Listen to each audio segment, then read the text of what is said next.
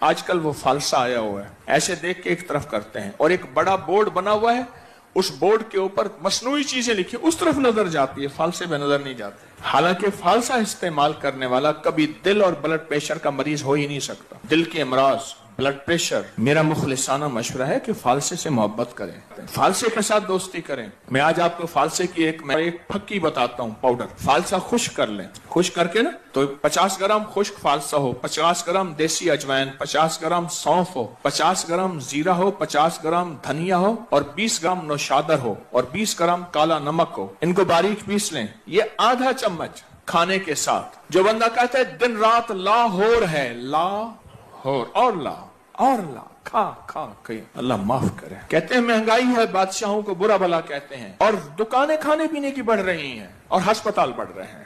یقین جانیے، ادھر بیکری، ادھر بیکری، ادھر بیکری، 4 دکانیں ہیں، ان کے اپنے برانڈ ہیں، درمیان میں میڈیکل سٹور ہے۔ میں کہوں زندہ باد۔ کھانا یہ آدھا چمچ، یہ 1 چمچ کھانے